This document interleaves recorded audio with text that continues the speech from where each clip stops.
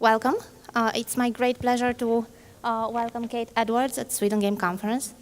And Kate is a very important figure in the industry. Not only that, she's changing the industry. So since we are a little bit late, I will just let her talk. Okay, great, thank you.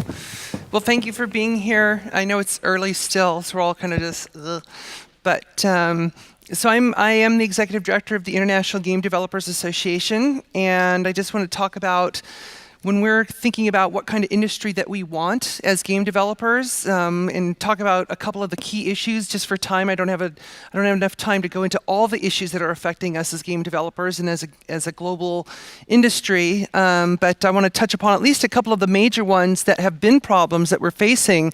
And so, if you're not aware of who the IGDA is, the International Game Developers Association has been around for about 22 years now, and it was developed essentially to be the professional association for developers worldwide, just as similar to how there's like the Association for Computing Machinery, the ACM for people who are like hardcore programmers. The IGDA was kind of created on that model that there would be an association for game developers. So our mission is really simple: to advance careers and enhance the lives of game developers worldwide. We want developers to take care of themselves, take care of each other, and to be focused on being better at what you do as game developers and improving yourself. Some of the top priorities that we deal with is advocating on key issues, a couple of which I'm going to talk about in this talk. And then we focus on professional development and mentorship, because it cannot be understated or overstated how important mentorship is and how important it is that you continue to try and develop your career. I know as game developers, we like to kind of think that we know it all sometimes, sort of what Warren was touching upon next door, but we don't, and especially in a field that is constantly evolving over and over and over again, because we are so technologically dependent and our content and our media type keeps changing. So we also, one of the ways that we foster professional development and mentoring is through community, by being connected with each other. That's why we have over 130 chapters around the world. We've got over 30 special interest groups in areas like game writing, production, game design, all these other groups as well. And of course, the international awareness and cooperation aspect is super important, because we have our local industries and our local development efforts, but we as game developers are a global force. We produce more money than film and music combined. We are a going concern, as they would say.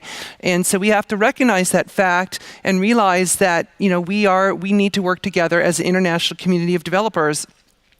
Now, my job as executive director is pretty straightforward. I give a lot of talks and make weird hand gestures and go to events, visit studios, visit game jams, talk with government officials, try and get their insight or help them understand what the industry is like, and especially the role of game developers in that industry, because there are trade associations out there. Like in the US, we have the Entertainment Software Association, Germany has the BIU, and there's a lot of countries have their trade association, but the trade association is primarily focused on representing the companies in the interest of the corporations, not necessarily the interests of individuals. And yeah, I kind of get goofy sometimes when I lecture. That's because I am an avid cosplayer and a total geek, as you may have recognized now. That's because my daughter there on the right is a costume designer, so we just have the greatest fun together. So, and when I visit places and speak at events, like when I was at Console last year next door in Norway, of course I had to go where they filmed The Empire Strikes Back. When I was in Tunisia earlier this year, I had to visit Tatooine.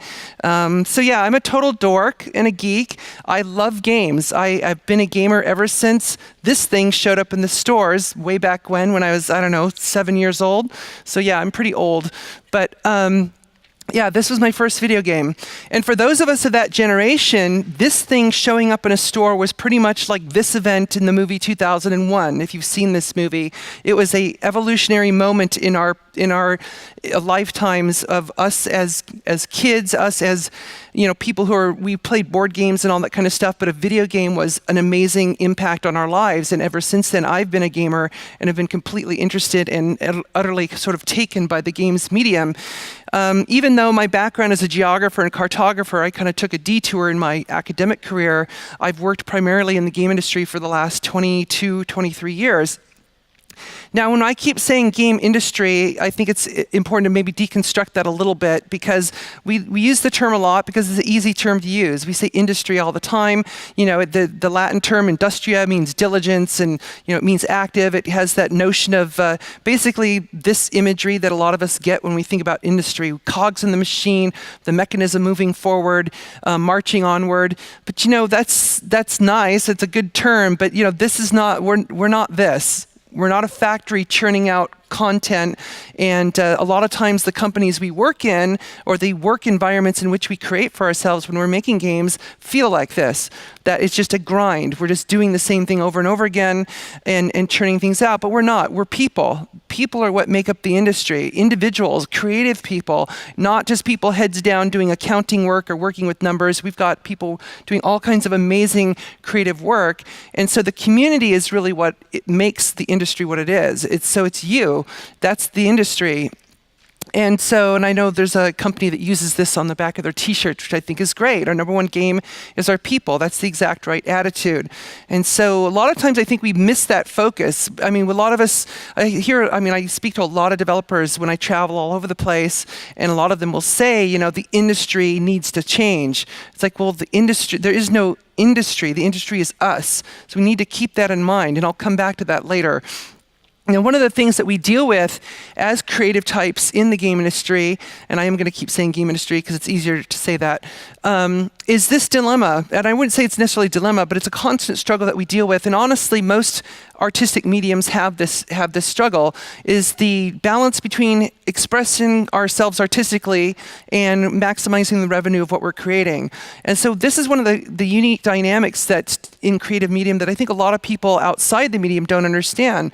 So we have to deal with this and this is not something an industry necessarily deals with. This is an individual creative decision. So when you are making your game, and you have to think about, now, I want to make something that's going to be potentially controversial. I'm going to make something that's going to make a statement, or I want to do something or portray a certain group in a way that may not be as nice as people would want me to be, but that's what I'm doing it for a specific creative reason. And so you're kind of going towards the artistic freedom side. It's my self-expression.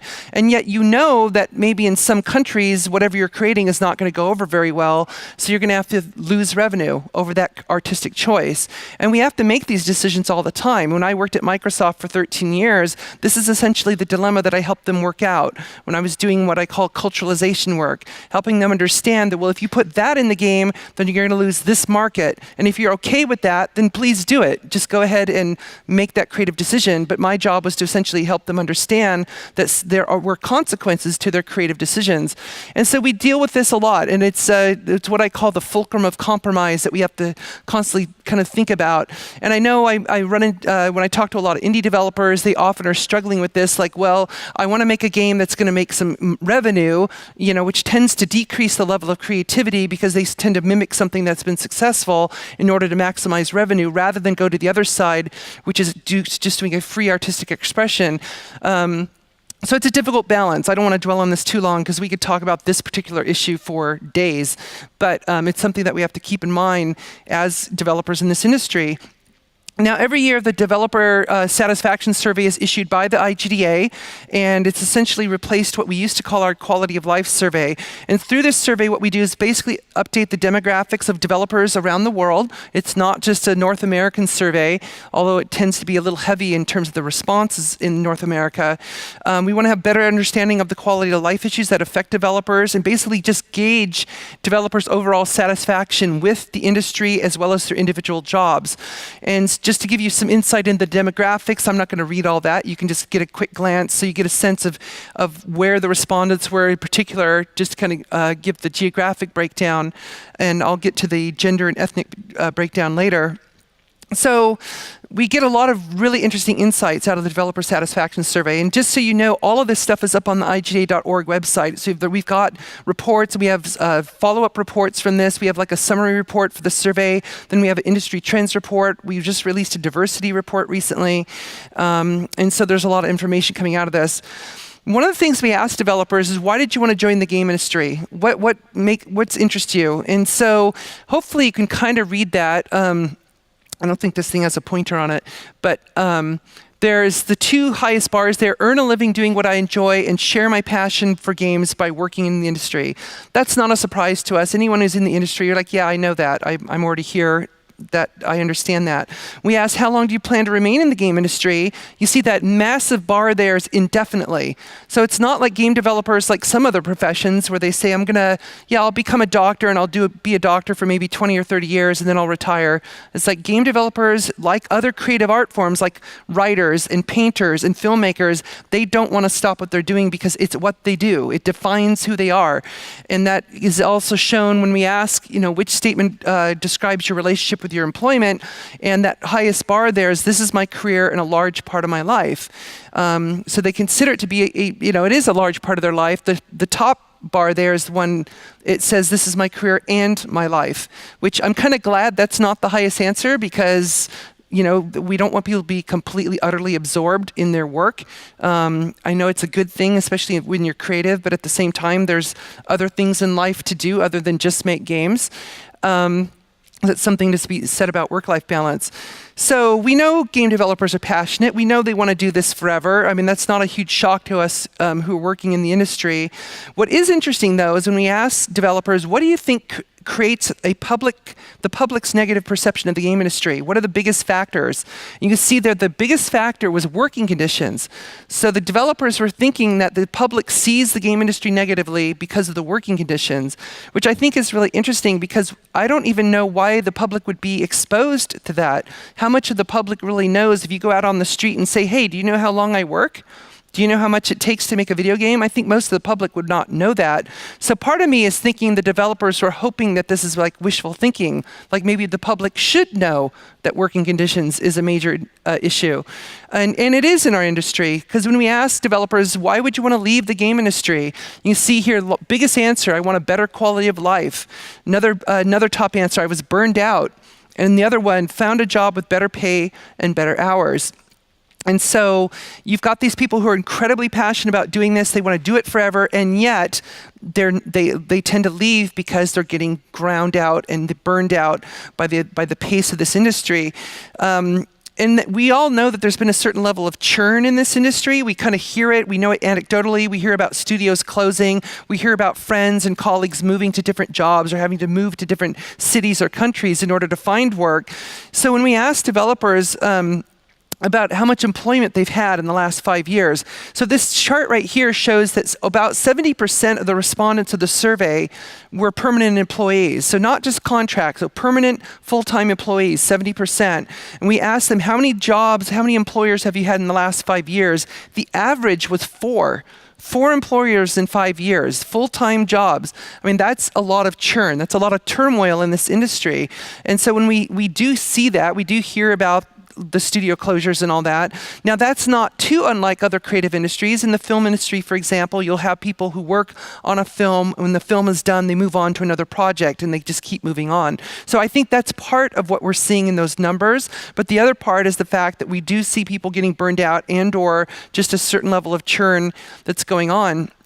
The reality that comes out of that from a financial standpoint is that the numbers show that 21% of the respondents say they make less than €13,000 a year.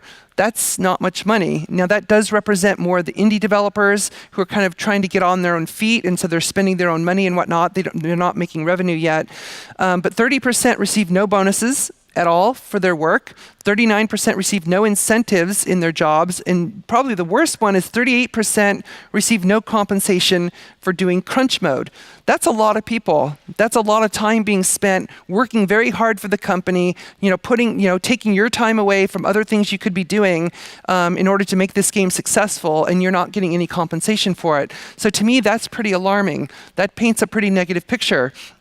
Now, I don't know, you know what this film is, right? Does anyone not know what this film is? It's Bridge on the River Kwai, about British prisoners of war during World War II in a Japanese prisoner of war camp. So basically, the joke here is that in the prisoner of war camp is that the Japanese general kept telling the prisoners to be happy in your work. Just basically shut up and stop complaining, be happy in your work. And we kind of hear that a lot from some management types in the game industry when people complain, well, I'm working too much, or I don't want to work this much. I don't want to work 12 or 14 or 16 hours a day. And they'll say, you know what, you're lucky to work in the game industry. I can find 20 people to replace you right now. And I've heard that repeated over and over again. It's like, that's the wrong answer. That's the wrong thing to tell to someone. That makes them feel like a cog in the machine when they're not. They're a person with skills and amazing creative ability. You don't want to treat them like just a disposable unit that you toss out and throw someone else in there.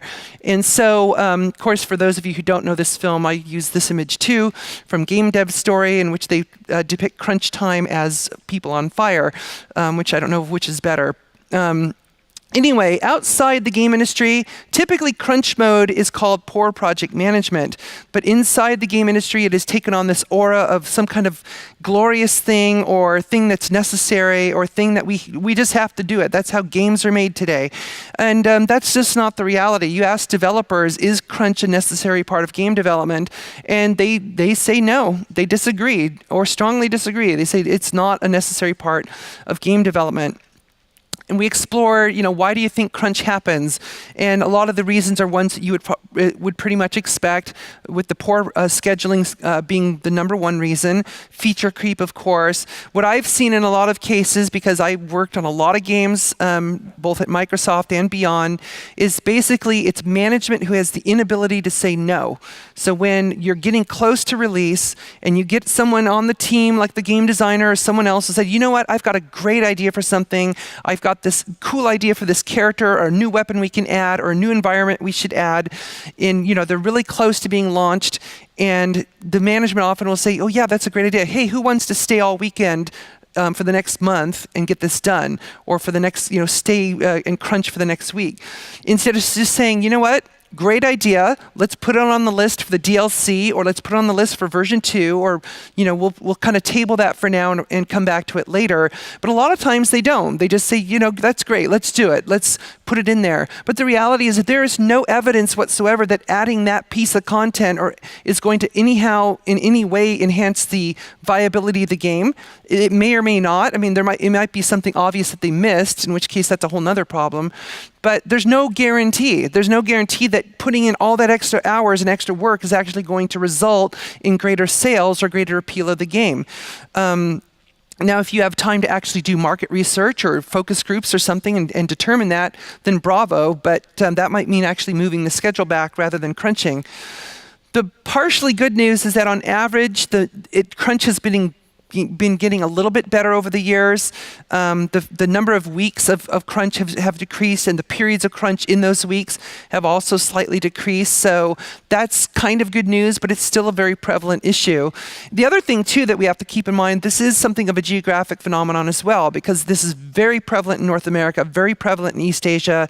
In other countries, it's kind of more spotty. I know in some parts of Europe, there's a lot of places that don't crunch, or like Germany, where you can't crunch because of federal labor laws. That's one way to solve the problem. So I know it varies pretty widely, but this is something that is particularly prevalent in East Asia and North America. But we also see a lot of companies and a lot of developers and indie groups in other countries, especially I've seen in emerging markets, who are emulating this model because they see, well, they were successful. They were able to release their games and build their studios on the basis of having this crunch as a value. So therefore, we need to do the same thing. And the reality is that's just not the case. In countries like Germany, where they don't crunch, they still have game studios. They still make successful games. So they figured out some way to do it. Now, one of the things that's interesting when we talk about, do people want to become self-employed or a contractor? What are the reasons for doing that?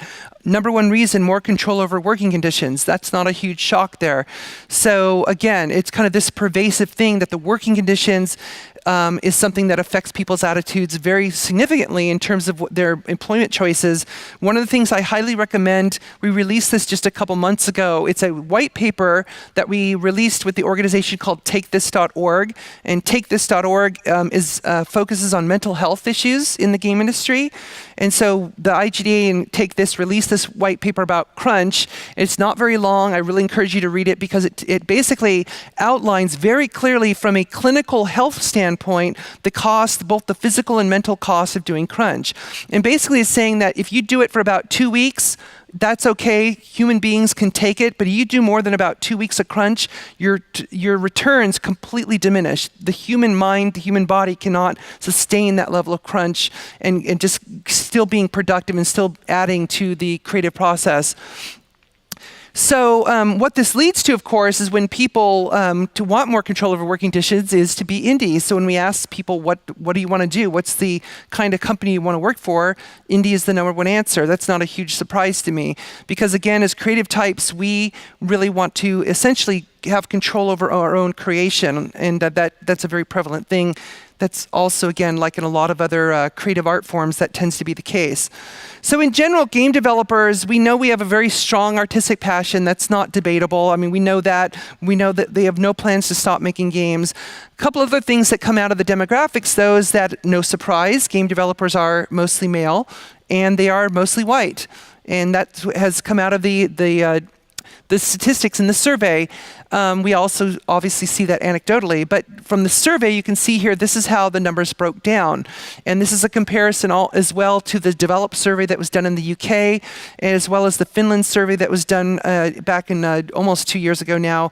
But we're seeing in general sort of the number between 15 and 20% women in the industry tends to be pretty much consistent across different developed markets where there's prevalent game development. Now, in terms of ethnic diversity, the issue is even worse. You don't see a lot of ethnic diversity either. And so we've got a very clear situation here where the people who are actually making the games don't necessarily reflect those who play them. Now, when we go back to that chart I showed earlier about negative perception by the public of the game industry, we talked about working conditions, but you can see two other large answers on there. The second largest answer was sexism in the games, so the way that women are portrayed in games. And the fourth largest answer was sexism in the workforce. And so again, keep in mind, 70% of the respondents, or 80% of the respondents are male. So this is not just women speaking up on the survey about this issue. This is a broad issue that a lot of people are expressing concerns about.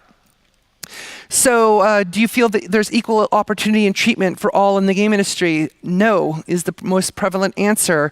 In the US, we have the situation, just to make a good comparison here, 44% of game players are women, according to the ESA's survey this last year, and 20% of developers are women. So we have this gulf. We have this significant gulf between those, again, who are playing games, because we know that on the consumer side, we're seeing pretty much gender parity, ethnic parity. Games have basically become a ubiquitous entertainment outlet for humanity. That's what they do. Like TV, radio, music, film, all these other things, games have also kind of fit into another thing that humans do in their spare time, or when they're at work. But so we're seeing this issue, though, so while we've got all kinds of people playing our games, we're not seeing all kinds of people making the games. Another issue that's pretty prevalent in our industry is the wage gap, which has been documented several times. The salary survey by Gama Sutra a couple years. There was recently one done by an audio group that showed in the audio profession, audio engineering in the games industry, the gap is quite significant still as of this year. You can see here what the average salary gap is, and the smallest gap being for those in game design, the largest being in audio, which is one of the reasons why this audio group did a study this year and to basically see if that was still the case. And unfortunately, it's very much still the case.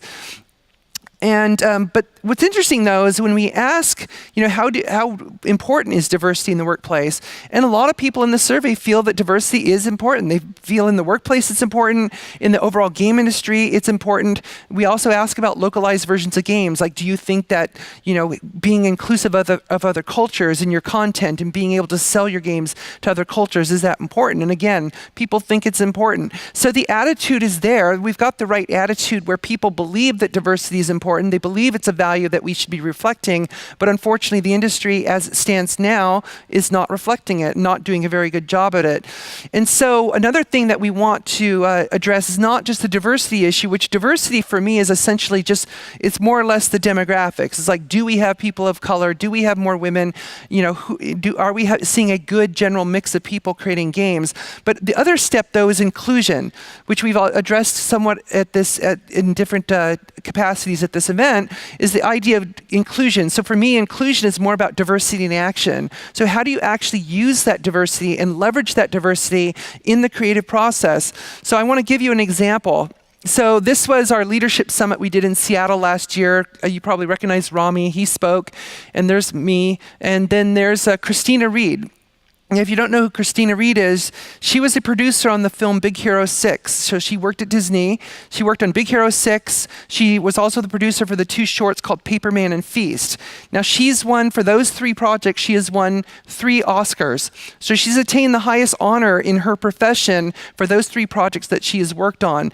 And when we had her do a keynote address at our event, and she gave an incredible insight into what inclusion means in the creative process. And I'll show you here what she said, and I'll read this. She said, "Inclusion is the act of making everyone welcome, along with their uncomfortable ideas, unorthodox strategies, and unruly manners. When you make people feel welcome and valued, they engage and give you the biggest and boldest ideas." And what she did is she went into, as she expanded on this concept, is that for her, inclusion they don't even address the gender and ethnic issue when they talk about inclusion. In their process. They're talking about all people.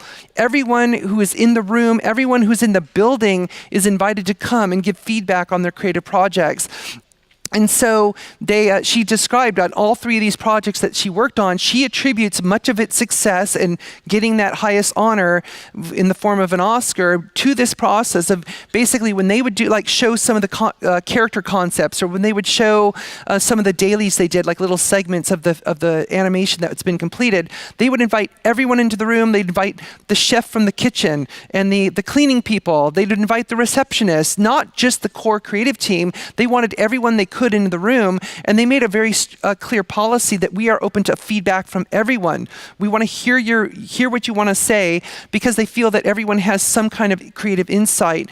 And now, of course, they're going to hear all these different comments, and then it is up to the core creative team to decide which ideas are actually going to work for the project and which may not. But being open is what the big part of it was, and that's what inclusion really is being open to all of these different voices, being willing to listen and be willing to hear what's being told to you and kind of think about it and see if there's something that's going to come out of that for you. I'll give you another example. So the FX Networks, it's a large network. I think most of the programming is in North America at this point. I think some of it's international. So in the 2014 to 2015 season, they had only 12% of their directors hired for their shows were women or people of color. And then, amazingly, the 2016 to 2017 season, 51% of the directors hired are now women and people of color. So what happened? That's an amazing change in such a short period of time. So this is the CEO. He was just recently quoted in an article in which he basically, if you want to you can read that for yourself, but basically what he distilled down is like, it's just, we just decided we'll be the change.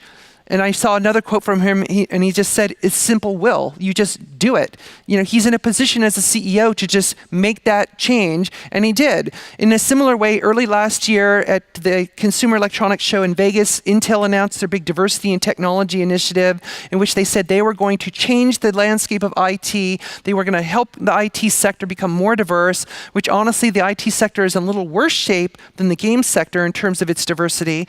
And Intel did. They tied executive compensation in Intel to diversity numbers. And then when they released their report a year update earlier this year, they've shown that they've already made significant changes in just 1 year at a company the size of Intel. That's a pretty remarkable move. And again, Brian Krzanich, the CEO, he just said it's just a matter of will. You just make it important, you make it a priority, and you can make it happen. Now, in the case of FX, it's interesting because there's also, as Christina was tying her creative success to evaluating inclusion, in the same way you can see how potentially, now we don't know because we don't have the empirical data on this, but it's interesting to see how with FX, they had 38 Emmy nominations, the Emmy being the highest TV award in the US. They received 38 Emmy nominations in 2015 for their shows. In this year, 2016, they had 56. So is there a correlation there? Maybe, I don't know. I'm not trying to suggest there's exactly a correlation, but it's interesting that they made a significant change on the back end of their content creation. So maybe that also reflected in the award accolades. So in the Crunch Hertz reports as well, you'll see that, just to kind of tie the back to performance, in the Crunch Hertz white paper that I mentioned, we also mentioned in that white paper that games tend to get higher Metacritic scores are the ones that don't crunch as much, the studios that don't crunch as much. So there's been an interesting correlation there between the actual creative output and the quality of the creative output and maintaining healthy staff and healthy work practices. So that's obviously an area that's ripe for more exploration and study, which has not been done yet. So basically, to sum up here, the industry that we deserve is essentially when the artistic value of games is not going to be an issue anymore. So I think we're going to reach a stage eventually where games, we will not have to constantly make that argument in public about whether or not games are art or whether or not games are worthy of attention. I mean, it's just going to happen. We already know it's happening. We see it on the consumer side. I know on the government side, we're still fighting that battle quite a bit because we meet a lot of politicians who just simply do not understand the games medium. But the good news is that in about 10 to 15 years, every single politician on earth will have grown up with video games. So it's gonna change the attitudes quite a bit. The other thing that we're going to see is that those who make games will better reflect those who play them. And we're already seeing this shift slowly. We're seeing a lot of enrollment, for example, in game design schools, a lot more women. There's actually some schools in the US where there's more women enrolled in those schools than men at this point, and that's a really cool thing to see. We're also going to see games that people play will be far more varied in diverse type and content and design. I think a lot of that is due to the indie game space because indie games represent a democratization of game development that we've not seen ever. I mean, so over the past 5 years or so, we've just seen this incredible rise, mainly that's been facilitated through free tools like Unity and Unreal and all these other tools. So the education is out there. The education to make games is out there. The tools are out there to make games. And so, like, for example, I'll just give you a quick example here, is that I met a young woman last year. She's 17 years old at the time in high school. She'd already made 40 games. She taught herself. She learned Unity, taught herself through YouTube videos and whatnot. She's made 40 games. She posted 5 of them to the iOS store. Her games have over 1 million players. And she's just churning this stuff out because she just loves making games. And when I met her, she's just kind of shyly said, I want to be a game designer someday. I'm like, you already are. You just want to get better at it like everybody else. So the other thing, too, I think, is that working conditions and demographics are not going to be a deterrent in game development anymore, because I still meet a lot of people who are saying, like, well, I want to be a game developer, but I hear really bad things about the working conditions. I don't want to work that much. So I'm going to go, like, work in IT, but I'm not going to work in games. Like, if they want to be a programmer, they said, I'll go work at, like, Google or Facebook or something like that instead of working at EA or Microsoft, which is a shame, because there's a lot of talent out there that we would love to have in this industry. But if working conditions and that kind of thing continues to be a deterrent, that's obviously a problem. Just like we have a lot of women I meet who don't want to come into the industry because they hear about what happened with Gamergate, or they hear about studios where the conditions are still not that great, and they don't want to feel outnumbered in the studio. And so that kind of condition kind of tends to turn people away. And finally, I think with crunch, it's going to be rare. I think it's always going to be a choice, and it always will be compensated. So I do think there's something to be said with crunch, is that what I'm mainly addressing with crunch is top-down, like management mandated crunch where the company says you will work 12 hours, 16 hours, whatever, or you can lose your job. There's something to be said though about what a lot of us call the creative groove. So we all know what that is. As creative people, we're just working on something and we're just like, I don't want to stop. I've been such a great groove. I want to get this done. I want to follow through this creative thought that I've got. And so you might work overnight or you might work for a few days excessively, and that's okay. I mean, that's part of creation. I think there's tons of authors who write books that way. There's painters who will stay up for 5 days straight to finish a painting and then they kind of collapse. But they kind of got it out of their system. And I think there's a certain thing to be said about that in the creative process. That's okay. But it's when it's required of you, when it's not voluntary, that's a major problem. So, but I think we're going to change that. And I think the more I see it, I meet a lot of younger people coming into this industry, especially in the early 20s or so, where I'm meeting a lot of them who tend to have a different value system where, yes, they desperately want to work in games, but they're also wanting to have a work-life balance. So like, yes, I will put out and I will work hard, but I am not going to be working 12 hours a day because there's other things in life I want to do. And honestly, that's the right attitude. So there you go. I am done.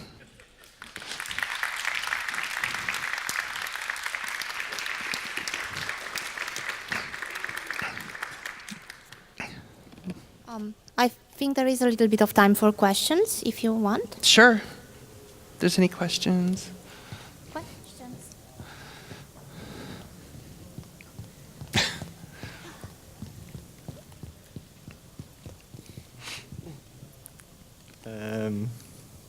Is this good? All right. I have a few game ideas, but I don't feel confident actually making them because there's a lot of you gotta be passionate about it, and I don't feel like I have all that much enough passion to yeah, you get my point. Well, go ahead. Yeah, so what do I do with my idea? Do I just roll the dice, go for it, or do I give it to somebody? Like, how does...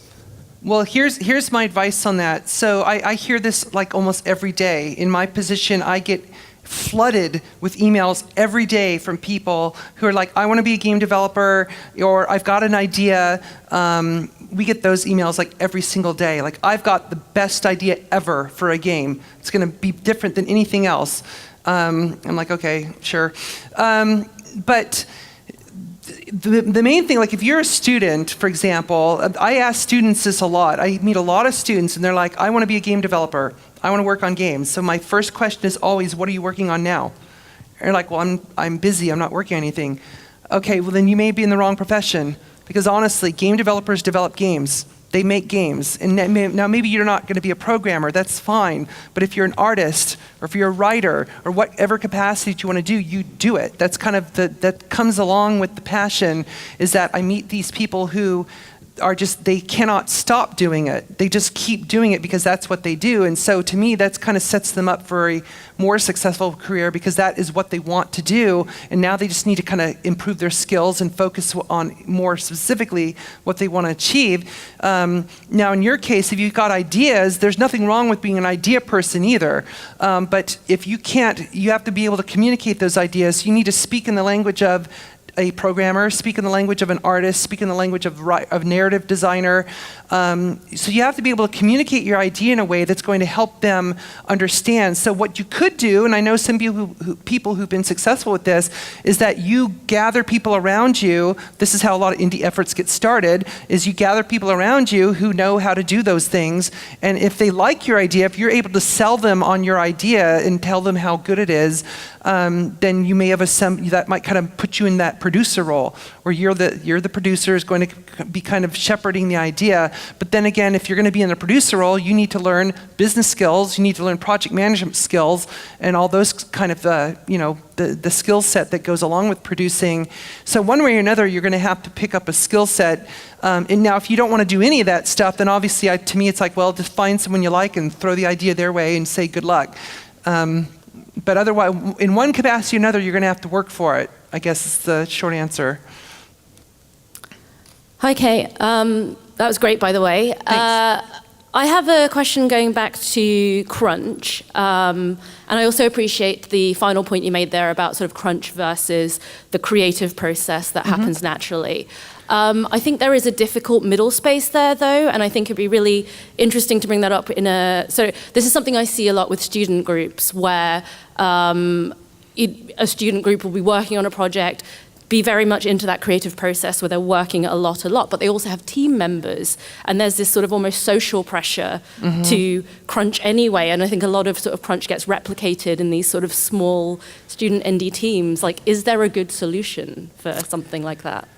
Yeah, that's tricky. I mean, because it kind of starts early. I mean, we see that a lot, especially in the student level. I mean, like, for example, I went and spoke at my undergraduate alma mater at Cal State Long Beach in California, and there's about 100-person video game club, they call it. And what they did is, instead of having like multiple indie projects, they are 3 individuals who want to be producers. They organized the 100 people into a studio. So they actually divided everyone up into all the audio people, art, narrative design, and so they're running this 100-person student group like a studio, which is crazy. I mean, it's amazing to me that they did that. They kind of self-organized. In the process of a 16-week semester, they produce a game. And so they have a certain level of crunch that they go under, but what they kind of instituted a rule that you watch each other's back and make sure that you're not like being too obsessive or excessive about it, because basically what they are trying, because they're in a, I guess you want to say, a safe academic environment, or safer academic environment, they want to kind of test the concept of, can we basically implement sort of an internal peer pressure against working too much, you know? So let's see. So they hold themselves to task, and they have these status reports, which I was there to see, like their status reports. They say, well, we're hoping to get this done within X many of hours. And so they kind of have implemented these sort of bumpers, so to speak, when on a task. So like, if it's going to take you more than 10 hours to do this, then we're either going to have to change it, or we're going to have to figure out some other thing to do, or we're going to have to make a decision that we're going to want to spend another 10 hours to get it done. And so it's kind of an interesting way that they're sort of exploring this. So I think part of what they're trying to do is they're kind of putting this veneer of consciousness around how much time they're working. And that's one of the things that we're actually talking about doing with Take This next year, is doing what we're calling like a crunch challenge. So like challenging developers to basically track exactly how much time they work on actually work versus being in the office kind of, you know, goofing around or looking at Facebook or something.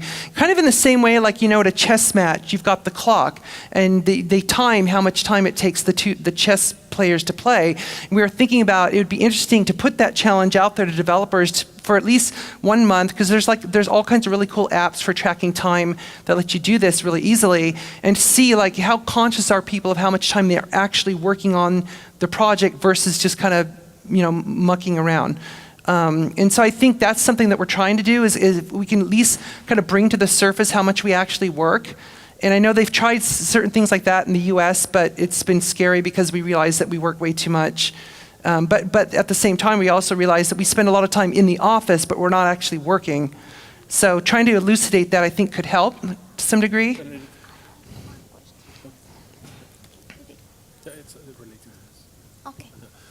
So hi, Kate. Hi.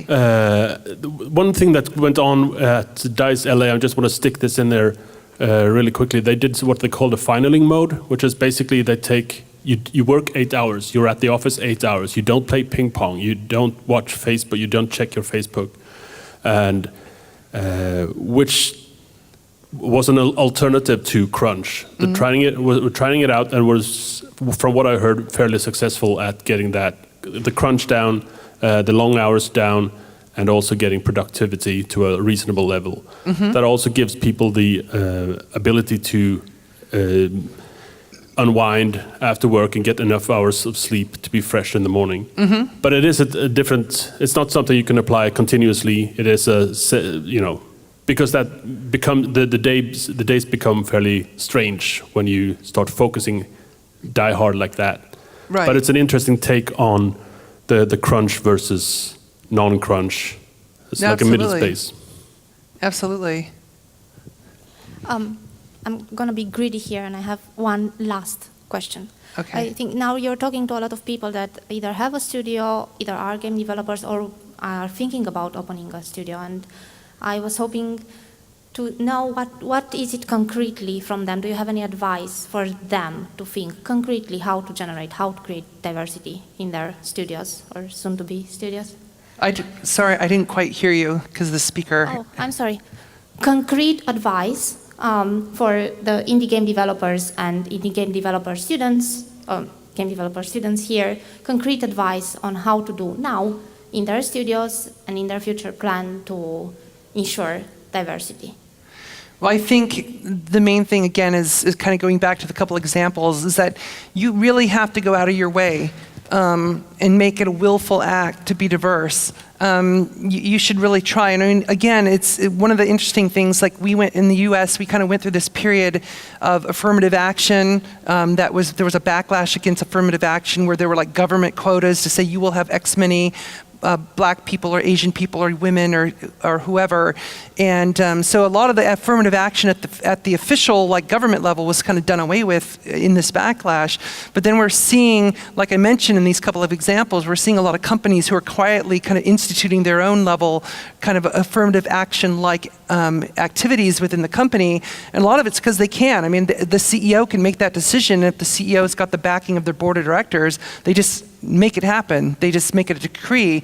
And I think in the same way, those who are in charge of different efforts or trying to build teams or starting a company, you just have to make it a conscious effort and really try hard, to reach out to people and to get candidates, and also to just, I'm not saying to take a chance, but to take a chance outside your own comfort zone. Because that's a lot of time what we see, especially in the hiring process or in the team assembly process, is a level of unconscious bias where I've actually heard managers say, for example, that like they have an all-male team, they say, well, I don't want to put a woman on the team because she'll be disruptive.